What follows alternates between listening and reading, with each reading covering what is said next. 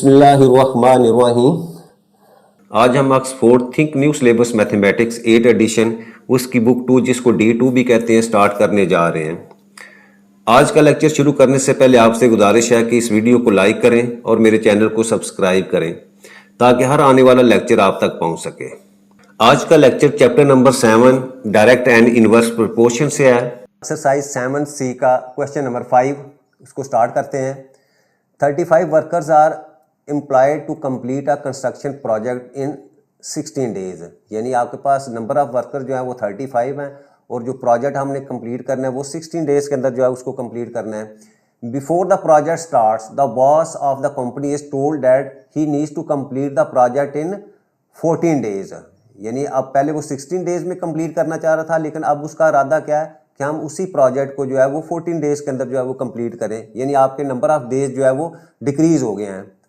Assumption that all the workers work at the same rate, यानी ये जितने भी वर्कर्स जो है उनका जो रेट ऑफ वर्क है या काम करने की रफ्तार जो है वो एक जितनी है, ठीक है। How many more workers does he need to employ in order to complete the project on time, यानी वो और कितने वर्कर जो है वो हम रखें कि हमारा वही जो प्रोजेक्ट है वो टाइम के अंदर जो है यानी 14 डेज के अंदर जो है वो कंप्लीट हो जाए।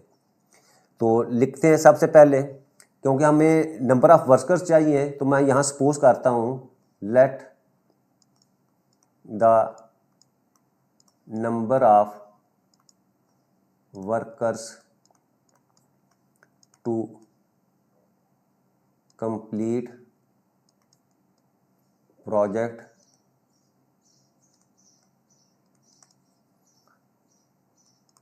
इन 14 डेज, ठीक है, क्योंकि हमने 14 डेज के अंदर कंप्लीट करना है BX, उसको मैंने X जो है वो सपोज कर लिया कि नंबर ऑफ वर्कर हमारे X के इक्वल है। तो हमारा अब लिंक किसके दरमियान है, एक आपके पास वर्कर्स हैं और दूसरा हमारे पास जो है वो नंबर ऑफ डेज हैं, ठीक है। ये दोनों को मैं लेता हूँ, अब वैल्यूज पुट करता हूँ। अब देखिए हमारे पास नंबर ऑफ वर्कर जो है वो 35 हैं और हमारे पास जो कंप्लीट करने के डेज थे वो 16 थे।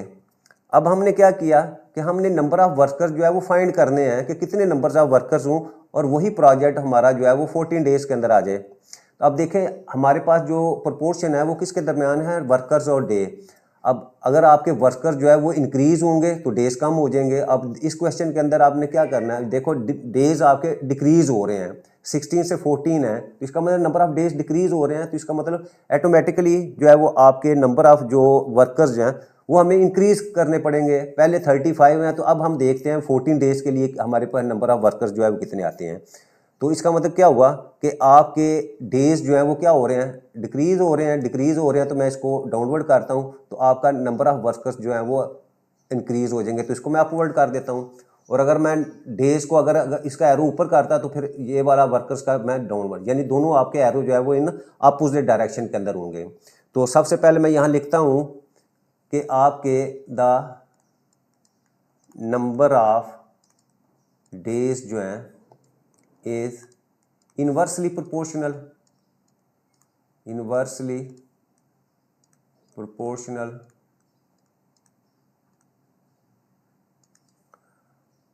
to the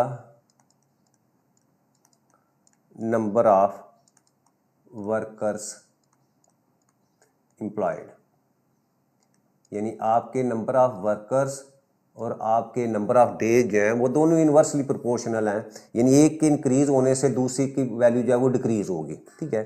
तो अब फार्मूला हमारे पास क्या था, वो हम उसको इस तरह भी लिख सकते हैं कि x2 y2 that will be equal to x1 y1। ये हमारा इन्वर्स प्रोपोर्शन का जो है वो रेशियो है कि हमेशा आपकी x1 y1 जो है वो आपके x2 y2 के इक्वल होगी। तो अब यहाँ हम वैल्यूज पुट करें तो हमारे पास क्या होगा, आपने हमेशा जो है वो क्या करना है, इस तरह जो है वो आपस में मल्टीप्लाई करनी है वैल्यू, यानी x को 14 के साथ और 35 को 16 के साथ। तो जो अननोन वैल्यू होगी उसको आप पहले जो है वो मल्टीप्लाई कर लें। तो यहाँ मैं लिखता हूँ जी 14x that is equal to 16 multiply by 35, और यहाँ से x हमने फाइंड करना है तो x will be 16 multiply by 35 divided by 14। अब इसको सिंप्लीफाई कर लें, अगर मैं 7 के ऊपर करूँ इसको तो 7 2 ज़ा 14, 7 5 ज़ा 35।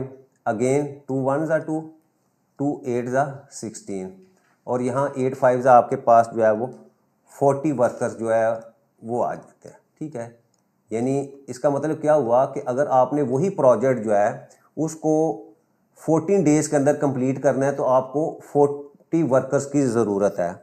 तो अब हमारे पास जो है वो पहले कितने वर्कर्स थे, 35 वर्कर्स थे। तो क्वेश्चन क्या था कि how many more workers does he need to employ in order to complete the project on time, यानी टाइम के ऊपर प्रोजेक्ट को कंप्लीट करने के लिए हमें एडिशनली कितने वर्कर्स जो है उनकी ज़रूरत होती है। तो यहाँ मैं लिखता हूँ therefore number of additional workers to employ, यानी अब फर्दर हम और कितने वर्कर जो है वो एम्प्लॉय मतलब काम पे लगाएं कि हमारे पास जो है वो काम जो है विद इन द टाइम हो जाए। तो हमारा होगा जी 40 टोटल चाहिए, 35 हमारे पास पहले ही हैं, तो इसका मतलब 5 वर्कर्स जो है वो मज़ीद ज़रूरत है विद इन द टाइम जो है वो उस प्रोजेक्ट को कंप्लीट करने के लिए। तो ये क्वेश्चन नंबर हमारा 5 जो है वो कंप्लीट हो जाता है।